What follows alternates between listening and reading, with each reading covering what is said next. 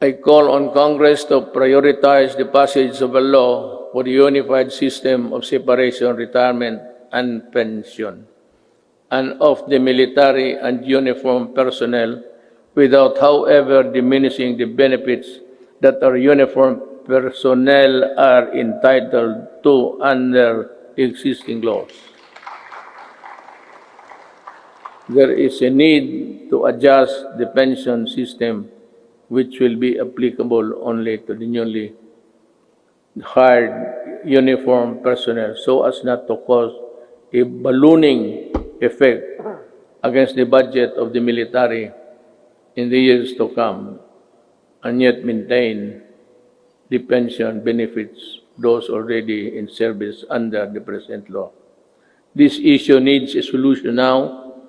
Umpisa natin ngayon para hindi na maging problema sa sunod na mga taon.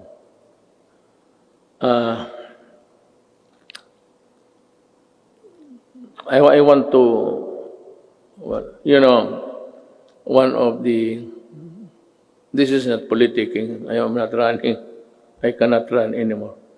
Yung dinoble ko yung sweldo ng police pati army, it was really a clarion call para for them also to have a decent life and that they're able to get the things which ordinarily cannot be reached by any government employee. Ang akin doon is yung corruption. That maybe, it might be a vain attempt, but maybe dagdagan ng sweldo para it would be a hedge against corruption. This health emergency stretched government's resources to its limits. In response to the Office of the President, work closely with Congress for the quick passage of the Bayanihan to Heal as One Act. May I again reiterate my thanks to you, the men and women of Congress, for the effort you invested in passing that law. I hope that we can get some or the same treatment of clarity, purpose, and the fastness to support the passage of the Bayanihan Recover to Act as One, which is supplement funds for recovery and response against the impact of COVID-19 pandemic.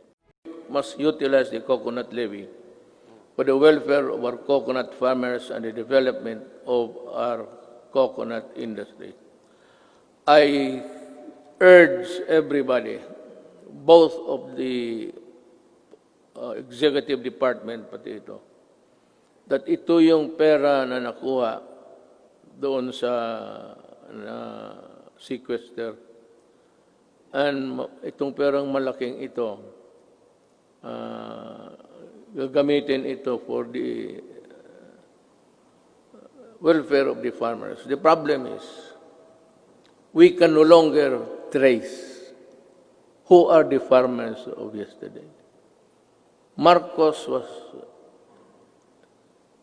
is a distant star. We do not know. Ako alam ko because we had a little piece also that was covered by the land reform. Hindi na natin malaman kung sino ang may-ari. So I think Congress should look again and try to sort out how best the money can be utilized. I will not make any suggestion, but I leave it to Congress to decide what to do with it.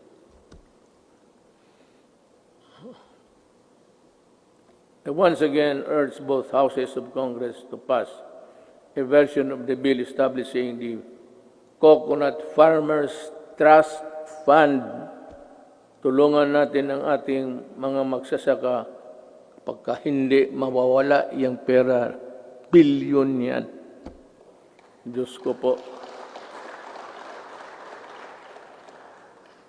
Well, anyway, we have learned so many lessons along the way, and we will need to address internal security. We are pursuing a whole of the nation approach to bring peace and order, development in the countryside. We need to provide intervention and implement the barangay development program. This will provide cleared and threatened communities.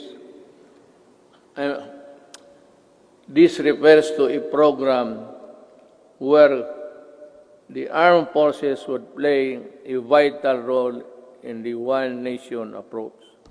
This is what it's meant by this.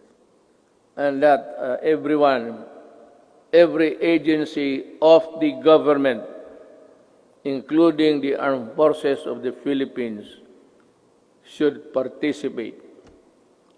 And I am aware of the skirmishes and the assassination of our soldiers. And I said, correct this so that we can proceed with the barangay implementation as fast as possible. We have made significant strides in the past 4 years, but we need the support of local government leaders. We need your help to implement the barangay development program. Certain sectors expressed concern when I declared martial law in Mindanao and its extension 3 times. But 2019 ended without my office requesting any further extension. Martial law in Mindanao ended without abuses by the civilian sector, by the police, by the military. And only because this time I know that they know how to love the country. The economic sector should have a strong voice. This problem involves 2 basic sectors, health and economy. The secretaries of the DOH and DOF should lead the recovery program. Unfortunately, there are so many issues raised against our Secretary of Health that his effectiveness to influence health policies is open to question and is questionable. Honestly, I don't see the hand of Secretary Dominguez. I know his position about continued lockdowns being harmful to the economy.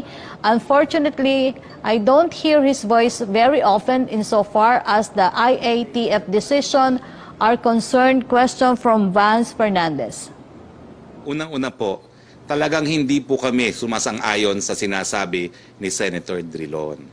Dahil kung tayo po ay pumalpak, na gaya ng sinasabi niya, nagkatotoo po sana yung forecast ng UP na 3.5 million ngayon ang may sakit. Sabi pa nga nung isang think tank, 20 million dapat ang merong sakit. Ang tanong, mataas ang numero siguro ngayon, no? Dahil ilan na nga ba ngayon?